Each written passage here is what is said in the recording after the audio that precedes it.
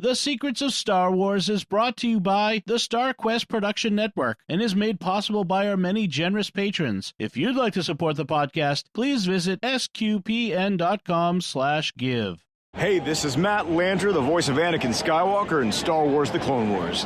You're listening to The Secrets of Star Wars. This is where the fun begins. Hello there. It's a power that Jedi have that lets them control people and make things float. Impressive. Every word in that sentence was wrong. Help me, Obi-Wan Kenobi. You're my only hope. This station is now the ultimate power in the universe. I find your lack of faith disturbing. It's against my programming to impersonate a deity. That's not how the Force works. Force is with me, and I am with the Force, and I fear nothing. Remember, the Force will be with you, always. You're listening to The Secrets of Star Wars, where we talk about everything connected to that galaxy far, far away. From movies to books, TV shows, more, we are looking at the deeper themes and meanings found in the Star Wars universe. I am Robert King, and joining me on the panel tonight are Jeff Haecker. Hi, Jeff. Hey, Robert. And Thomas Salerno. Welcome, Thomas. Hi, Robert. Today we are talking about Star Wars Visions, Volume 3, Episode 5, titled Yuko's Treasure. I'll give a quick synopsis of what happened in this episode. Yuko is a kid who reads to me somewhere between, 7 and 10. Does that sound right to you guys?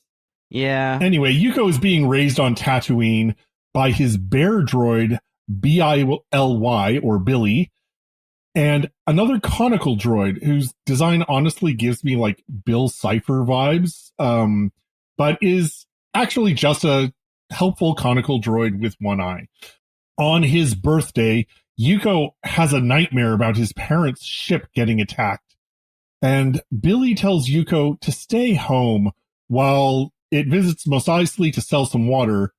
And while Billy is in Mos Eisley, a young boy named Sola, who is, maybe 12-ish, is going around looking for Yuko's parents. He spots the conical droid with Billy and Yuko, who has, of course, followed Billy into town, and reports on them to Foxear, who is a pirate leader. Foxear orders the pirates to attack Billy's homestead. Sola is shocked that the pirates intend to do violence against a child, and so races off to warn Yuko and Billy. So when Foxear and company raid Yuko's compound, they face Yuko, Billy, the conical droid, and Sola. But they just blow the door down easily and kidnap Billy, and demand that Billy take them to the treasure. Billy is like, that treasure, it's not here. And Yuko is just utterly confused. So when they take Billy off, Sola, Yuko, and the conical droid, they follow the pirates down into sort of a deep mine pit. That's what it looked like to me anyway. At the bottom of which there is a locked bunker. And as the kids are traveling through this underground realm, they wake up a crate dragon who chases them around. Everybody chases everybody, sort of Scooby-Doo fashion for a little while, until the crate dragon falls further down the pit. Meanwhile, Foxear has installed a mind control helmet on Billy that makes Billy attack Yuko unless Yuko will open the bunker door, which responds to his biometrics. But when they open the bunker door, it contains but a single credit. Oh, how disappointing. At this point, the crate dragon climbs out of the pit. So now you've got the crate dragon attacking and Billy attacking, and there's more fighting and running around. Sola eventually tricks the dragon into knocking the pirates down into the pit and falling after them, while Yuko removes Billy's mind control helmet. Then Billy takes Yuko and Sola down an elevator in the middle of the bunker into an older underground homestead where Yuko can find some hollows of his parents during the early stages of Yuko's life, raising him, telling him how much they love him, and so on. It turns out his parents had been bringing food and medicine to the Outer Rim. and they left him their starship as an inheritance. Billy then offers to teach Yuko and Sola how to pilot the ship, which Yuko dubs the best birthday present ever. And, I mean, let's be honest, who of us could disagree with that? I mean, and that's the episode. I mean, it's just best birthday present ever. Awesome. They go flying off into the stars. Yay! It's just a fun, light little episode. I don't know. Did you guys have first impressions or thoughts about this? Jeff, why don't I start with you? Yeah, I mean, it was a fun one. As we were talking beforehand, it was basically in a lot of ways Skeleton Crew.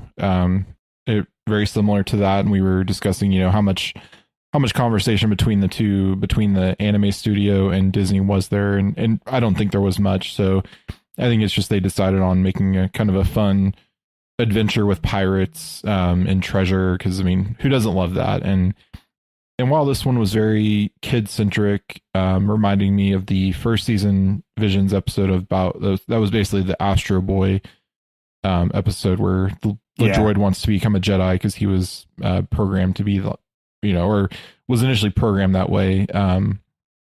But yeah, no, overall it was a pretty fun little episode. And yeah, I don't know that this one would merit, some of these I've been like, yeah, I want more. This one I'm like, I think it was a good self-contained story. I don't necessarily need more, but if they do want more, if they do make more, I'll tune in to watch. So yeah, no, it was a fun one. I definitely want to circle back to the Skeleton Crew comparison, but I want to hear Thomas, your thoughts first. Yes, I was very surprised by this one because for me it hit a lot of nostalgia buttons. This episode, in terms of its tone, the characters, the villains, even the animation style, reminded me a lot of several of the kid-friendly anime series that I grew up with. I'm thinking specifically of things like the Pokemon animated series, or for me, even more influential, the Digimon animated series, because I was more of a Digimon kid than a Pokemon kid. And this had serious Digimon Adventure, the series, vibes for me, in kind of the goofiness, the general goofiness of the villains, the younger kid heroes, even the thing with the mind control helmet is like something that would happen straight out of like a Digimon episode, where one of the character, and even the design of Billy was like something out of Digimon. I'm thinking of, I can't remember the name of this character, but there was a mechanical bear character in one of those shows. But so yeah, this was like a blast from the past for me. It really brought me back to when I was like between 10 and 12, watching those kind of those animes on Saturday mornings. And so yeah, I enjoyed this one a lot. I enjoyed its lighter tone, and yeah, so I'm excited to dive more into it. It was fun. Yeah, it definitely had a lot of connections to other Star Wars, but yeah, just other media in general. And I think you're right. That sort of earlier kids anime and other cartoons. I mentioned Scooby-Doo.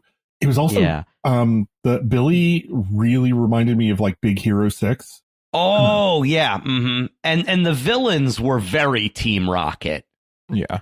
From Pokemon, I have to say, in their general goofiness and the pratfalls that kind of happen to them, I was just like, they're just like Team Rocket. Yeah, time for trouble, make it double, yeah. Team Rocket's blasting off again. Yeah. Oh man, cool. Well, let's talk a little. Yeah, let's talk a little bit about Skeleton Crew, because.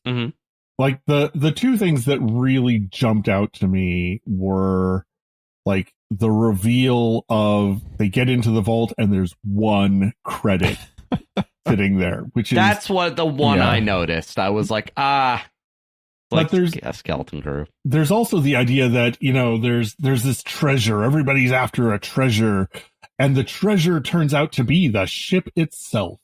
And I thought that was an interesting parallel. I agree. It doesn't seem to me like there was, those two could be chalked up to coincidence, but the vibe of both was just really similar. Jeff, do you want to say a little more about like what connections you were seeing? Yeah, it like we said, that scene with the one credit was very. We saw something very similar in Skeleton Crew, where the pirate, except it was at the very beginning instead of at the end, where they find the credit, and that leads to I forget his name, Captain Jack or whatever his name was, Crimson. Yeah, getting kicked out of the pirates. So it was very similar in that regard, but it was also similar with having the droid, and because in Skeleton Crew it was SM-33, and in this one it's Billy. Oh yeah, and except in this one it's Billy's not a pirate, but he's a teddy bear. He's a giant teddy bear droid. But yeah, like you said, Robert, it was very Big Hero 6. I didn't see that before, but yeah, definitely very Big Hero 6. And and it did lean into the silliness when the teddy bear becomes the Darth teddy bear when he's under the control. He's looks like Darth Vader, but as a teddy bear. That was fantastic. Yeah. The musical tropes at that point too. Yeah. Yeah.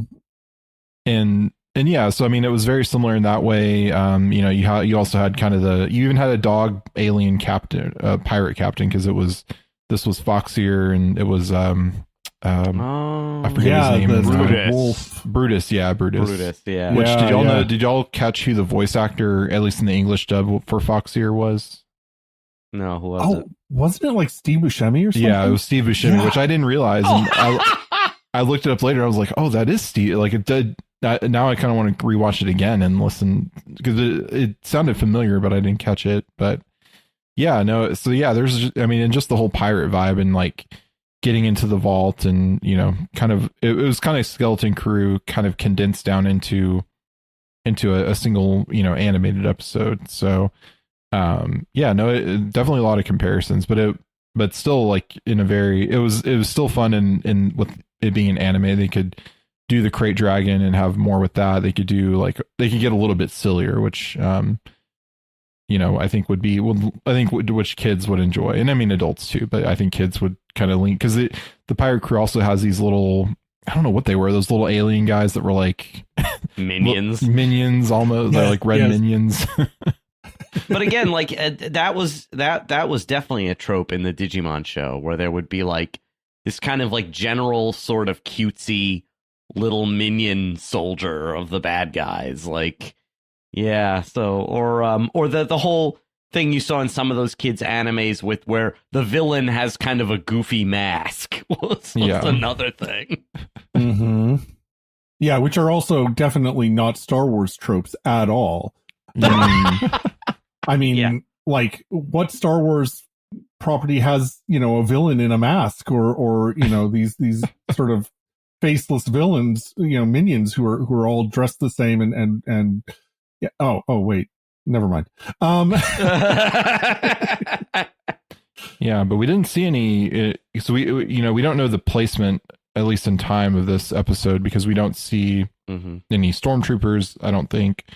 But it's on Tatooine, so it's a planet we know. So they kind of placed it in an ambiguous time. So it could be before, the events of the original trilogy, could be after, could be during, we don't really know.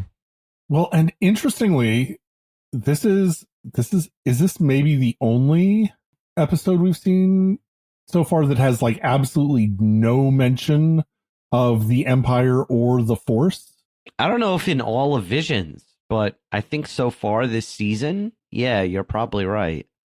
Yeah, it's the duel, Ninth Jedi, Song of Four Wings, and Seven, or in Bounty Hunters. So yeah, this did kind of have the no force, no overt force usage, at least definitely like implied in some way, or not implied, but I mean definitely like not the Force, but the similar thing with controlling someone's will when Foxeer controlled Billy. So, but yeah, no, you're right. Yeah, at least in this season, I think there's been a few maybe in other seasons where the Force wasn't really involved, but yeah, and so Wikipedia identified the town they go to as Mos Eisley. Mm-hmm. Yeah, it definitely. Oh like yeah, Mos Eisley. they say it in the episode. Yeah, did they? I must have missed that then. Yep, they're like Mos Eisley's that way when they're going to the canyon. That's right. Okay. Yeah, and it was definitely Mos Eisley because they go to the cantina. Oh yeah, and there's it was very like, recognizable, but there's the Jawa and the Ronto. Yeah. I do have to say, like, as they were panning over Mos Eisley, some of the starships that flew by, in both the kind of the way they were animated and also how they looked, reminded me of stuff that you would see in the 80s Droids animated series. So I wonder if there were some visual Easter eggs there. Yeah, probably so.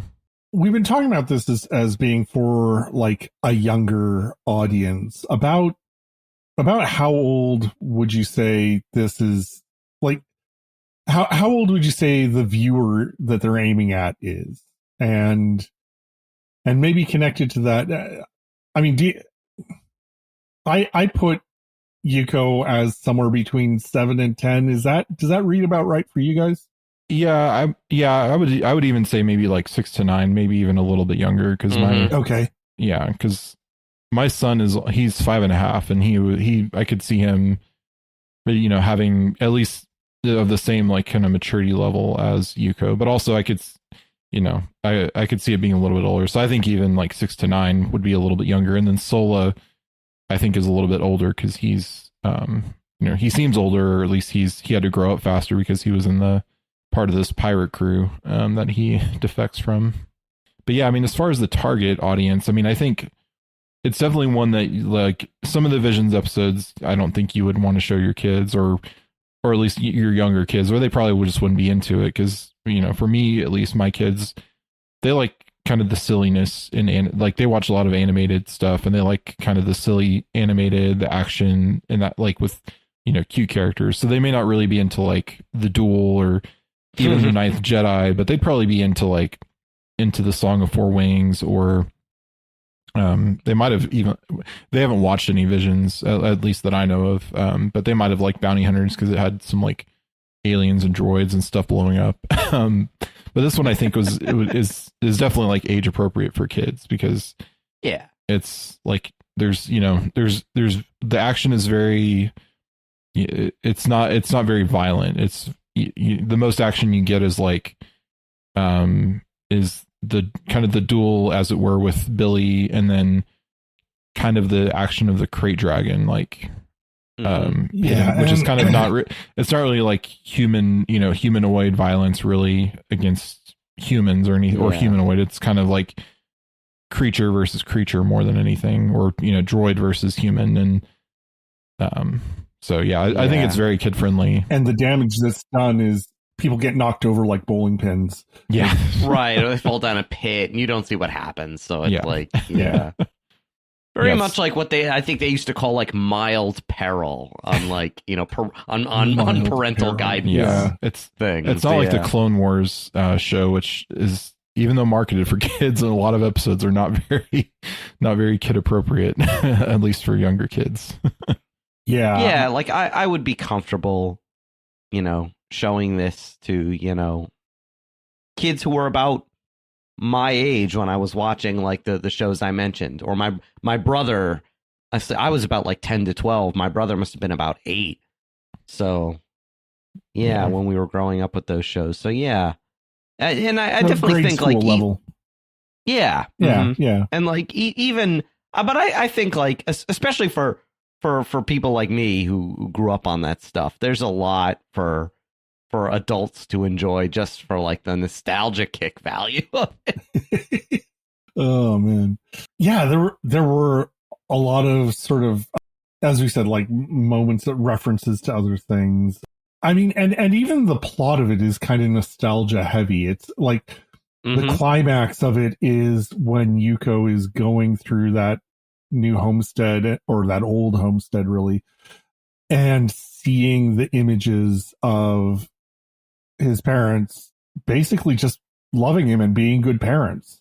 And there's something just really touching and heartfelt about that, and kind of, it was a wholesome episode. Yeah. Very wholesome. Yeah. I mean, wholesome in the kind of sentimental way that we often use that word today, but also wholesome in the sense of like the arc of Yuko's character is being made whole. You know, Yuko misses his parents and feels like they've kind of abandoned him and doesn't want Billy to abandon him, and comes to realize they didn't abandon him by choice. They did everything they could to take care of him. And there's a sense in which they are still there taking care of him, both through Billy and through the inheritance of this starship, which is absolutely the safest thing to give to a child and could cause no problems whatsoever. Well, like a giant bear with claws and a microwave in its chest is not exactly a safe thing to give a child either. Well, he's also kind of supposed to be like the protector too, but yeah.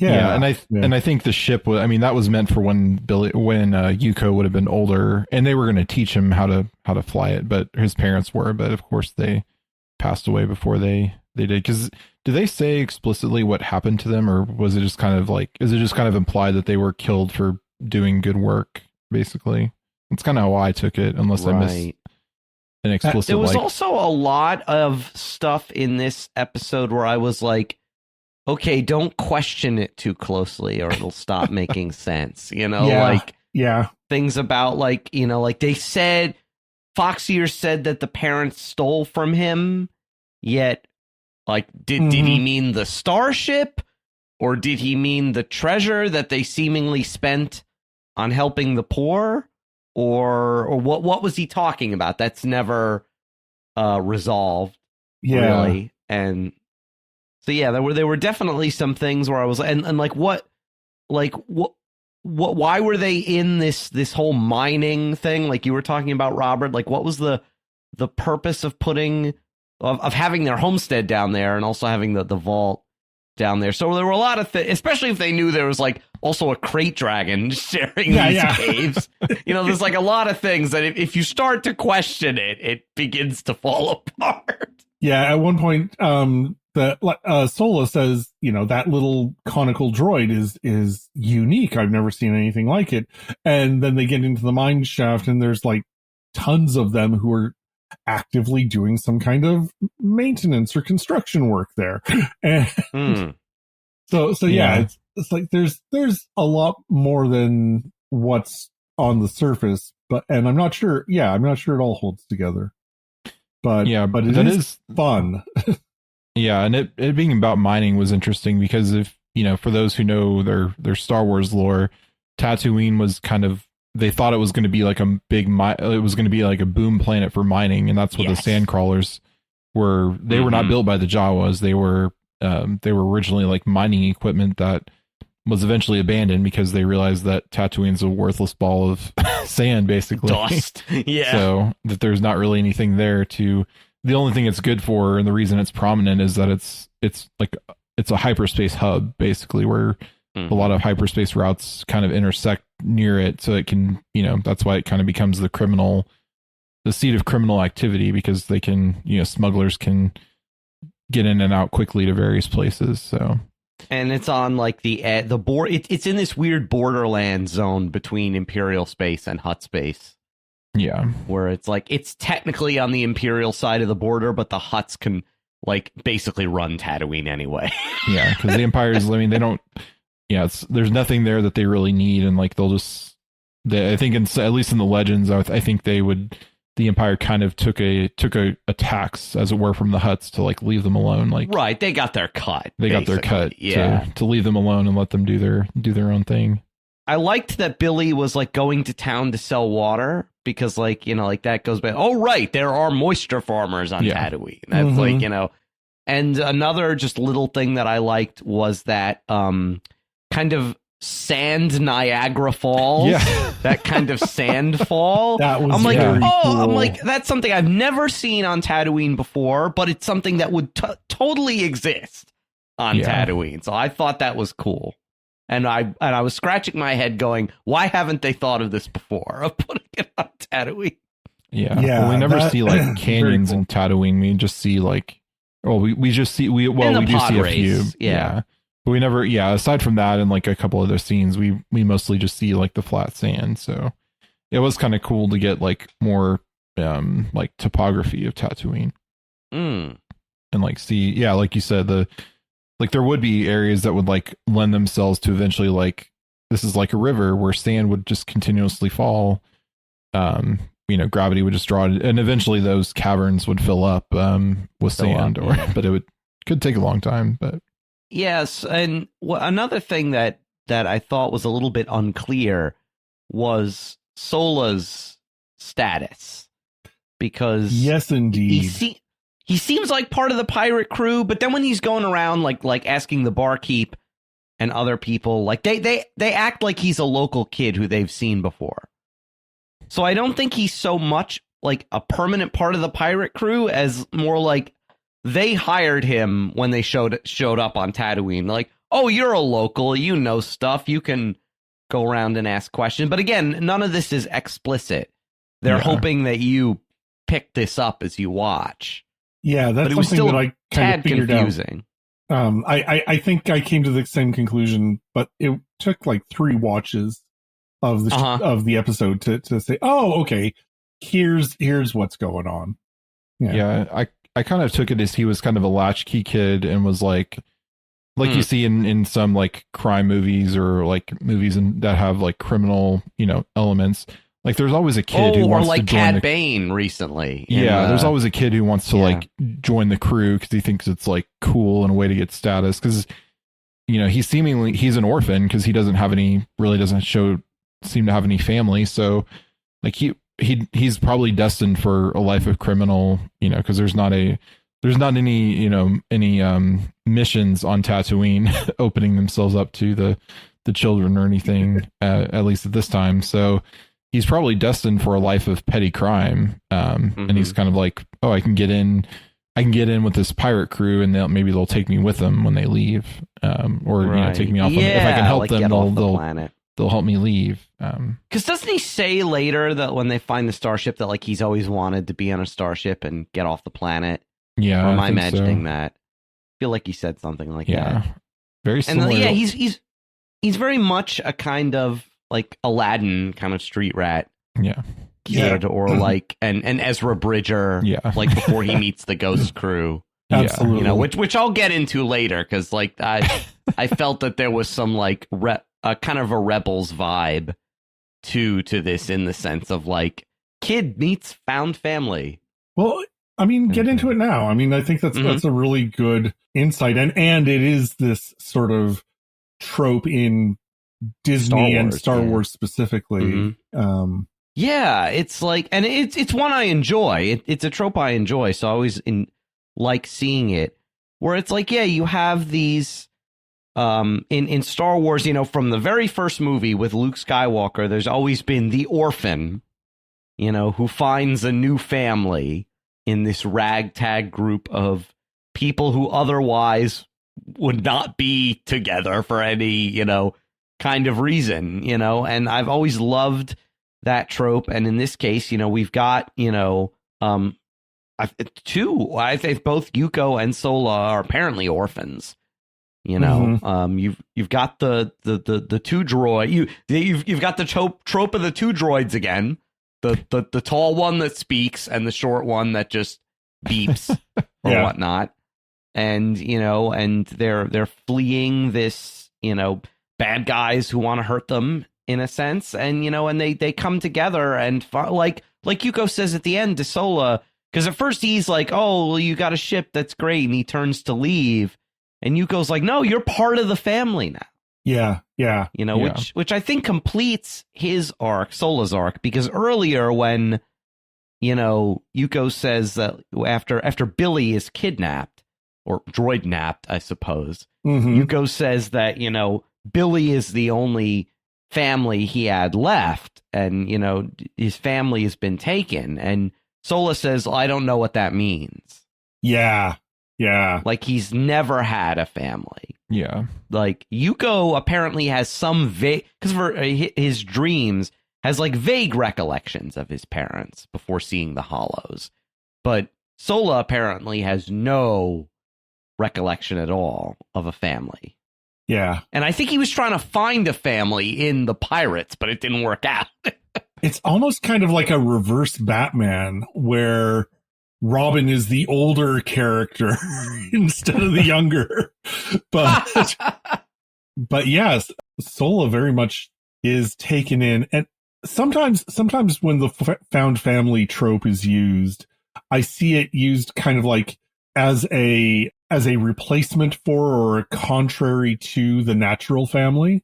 But here and in most of Star Wars, I think you see it as an expansion of or a replacement of a lost natural family. And right. I think it's really important to see, the Catholic social teaching tells us that the family is the fundamental unit of society, right?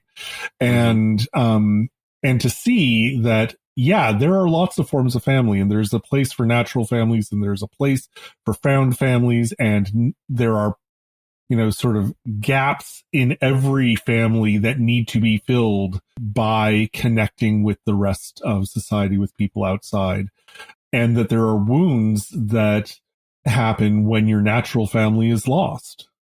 And I think that this episode, go ahead. That can be made better, but never completely taken away. Yeah. But yeah, because I feel like this episode shows the natural family as the ideal, I think, and that the idea that it's lost. That like in a perfect world, Yuko would have a mother and a father, and be raised by his family, but that because the Star Wars universe, like the real universe, is a broken one. He doesn't have that, like you said, Robert, that's missing, and is now being filled, partly by Billy, but now also he's got essentially a new sibling in Sola. Yeah.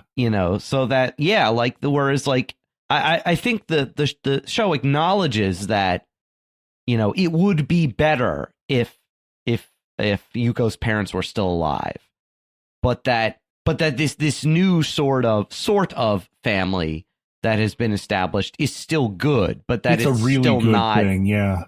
Right. That it's a good thing, but it's like, that's still, and like you said earlier, Robert, which I really liked, was that in a way, Yuko's, his natural family is still not, is not gone in a sense. They are still there providing for him, as you mentioned, both through Billy and through the inheritance of the starship. And through the collection of selfies they took. Yeah. Yeah. And no one's ever really gone, as Luke tells us. No one's ever really gone. And that they somehow may return. Somehow Yuko's parents return. Yeah. But so to speak on the family part of it, we often don't see, and it brought me back to Skeleton Crew, because aside from Skeleton Crew, we often don't see main characters of a Star Wars property, of a on-screen property, whether it be the TV, the movies, Visions. We often don't see the full family unit with, father, mother, and child all together. There's usually either the parents are missing, or the child's missing, or only one of the parents is there, or one of the parents is turned into a, more machine now than man, or, something along those lines. Twisted and evil. Yeah. we often don't see the full family unit. And I was thinking about it while y'all were discussing, and it is most often found family. And I think part of it is because the story, like, I can tell you as a dad, as a family life can be boring sometimes, in the sense like your day to day is you're getting your kids up for school, you're going to work, you're making the kids dinner, you're putting them to bed. Like there's a lot of monotony in the day to day. And so I think but you can have it kind of juices the drama a little bit to have these, these other kinds of families, like the found families or, whatever. But then I was thinking, like, I was trying to think of other examples, but then Skeleton Crew, which does have at least a couple families of people with the full family unit. You had Neil, I think might have been the only one that had both. I don't remember all the other. I know the I can't remember the characters now. You had the one who only had he only had his dad. Only had his dad. The other only had her mom. Yeah, and then there was the one with two moms, and then there was the one with the sort of whole natural family there. Yeah. So you don't often see like the natural family with parents and everything all together. There's usually because again, it's called Star Wars because you're dealing with conflict and people dying from conflict, and it's kind of how Star Wars is. I think found family is at its core is one of kind of the main things about it, is people finding their place in a world, in a galaxy torn apart by war and conflict. So I did, and so I really like that it ended with Sola and Yukio kind of becoming a family, becoming brothers, and they have their crazy Uncle Billy, who's a teddy bear robot. Your crazy Uncle Billy's gonna teach you how to drive the car. Teddy bear, microwave, killing machine. Yes. Yeah. So yeah, I mean, it is a trope, but I think it's a trope, and it's not just Star Wars. I mean, I think it's a trope in a lot of media, and even ancient story, like classic stories and like mythologies. Like a lot of the time, heroes are someone who was not raised by their parents or lost their parents and were raised by wolves or something. Right. So, Romulus and Remus. So yeah, it is very core to Star Wars and just mythology, just generally too. So great ship design too. It was really cool. It was like it didn't strike me as something like, oh, that's supposed to be such and such from Star Wars, but it still looked Star Warsy. Yeah. It was kind of like, it almost looked like it was kind of built from different types of ships, and they kind of cobbled it together. Are you talking about the pirate ship or about the ship that Yuko eventually ends up with? Oh, I was talking about Yuko's ship, but the pirate ship was a cool design too. Yeah. By the way, it reminded me of something that I can't remember. Not something I've seen in Star Wars. Perhaps another anime. The sort of cross and circle design, reminded me of something else as well. Although the way the top and bottom bars of the cross folded when it landed is a very Star Wars thing. Like the Darth Maul's. Yeah. And just speaking of Foxier for a minute, like, he looks like Anubis in the desert, like the Egyptian god Anubis and has like a gold, like a giant gold necklace, or like very Egyptian style too. So, with a piratey eye patch. Yeah, exactly. But a Star Warsy eye patch, so it's like metal, right, yeah, and very much like, because like Anubis is the jackal. Right. So he's very much like, he's a pirate. So he's very much this kind of, like jackals always being a symbol for like deviousness, or, the jackals are scavengers. So it's like almost the perfect like motif for like a pirate. Yeah. Well, and we were talking about what is the treasure? What did Yuko's parents take? And it seems like they took money from him and were maybe doing a job for him, but then found out it was like, oh, these supplies were taken from, the needy or something. And so they kind of did a Han Solo, and they gave the bounty away to someone else. And they kind of probably became like almost smugglers, but smugglers for good. And, he's wanting his money back or whatever. It's kind of how the headcanon I came up with. because they decide to, you know, to take food and medicine to whoever needs it, not just whoever's going to pay for it. Oh, that's it's one of those right, things that's not all that clear. You know, was their delivery of food and medicine legal, or was it not so legal? Yes, Sola calls them smugglers at one point. Oh, okay, yeah. So maybe they were smugglers for good. Smugglers Without Borders, I guess, is like an Smugglers Without organization. Borders, I love that. I think that's kind of what a smuggler is. They try to go where that's right. They're trying to get past borders with something. But in the sense that, you know, like they're doing it for good. They're like smugglers who are like, we're going to smuggle not so much smuggle illegal goods in the sense that like whatever government exists doesn't want the needy people getting this stuff, but they're doing it not for profit, but because it's the right thing to do, I guess. Yeah. And you know, speaking of his family, I just had the thought of like modern technology is great because you can take videos of you feeding your kids and doing mundane things, like whereas, you know, in decades past, some families may have had video cameras but only brought out for special occasions, but now everyone has a phone, so you can like capture everything of your child. So I don't know, that was like getting family pictures, you know, that's a good use of technology that we don't always use our technology the best. Good use to capture those memories, because that was a very it's really the treasure of Yuko's treasure is finding his family in a way, and finding these things he had forgotten about because he was so young that he probably didn't remember anything. Yeah. Family is the greatest treasure. You know, the treasure is the family we found along the way. Exactly. Oh man. But the great thing about this episode is that it doesn't, like, we joke, but it really doesn't sentimentalize it to the level where it becomes insipid or anything. It's still effective. It still works. You know? It makes you feel good after having watched it. It's silly, but it's not like saccharine or false. No, it doesn't trivialize it. Yeah, it doesn't trivialize it. Well put.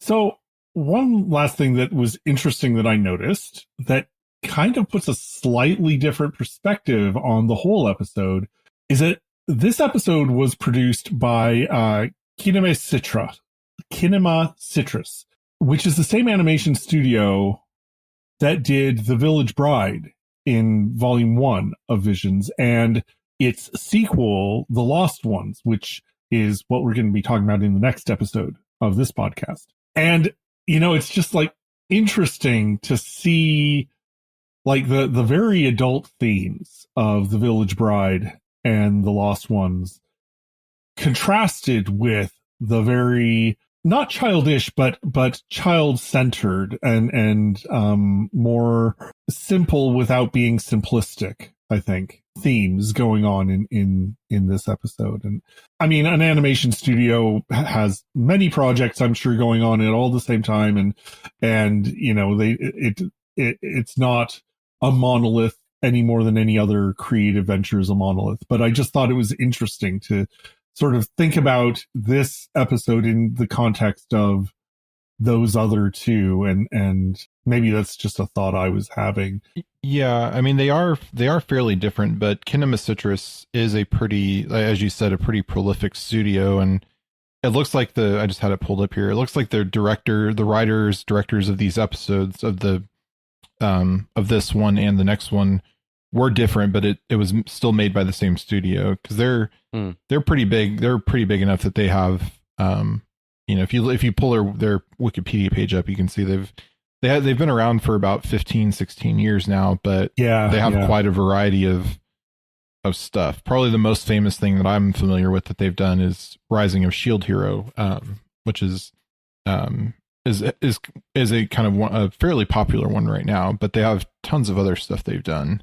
I haven't really seen anything else from them other than that one. So, but yeah, they have a pretty deep IMDb or, you know, Wikipedia page. So I think they're just a fairly big studio, and they can, you know, do a lot of different projects. And it's cool that they are doing. They got two this season, because they're two very different ones, but I think they're both very good. Yeah.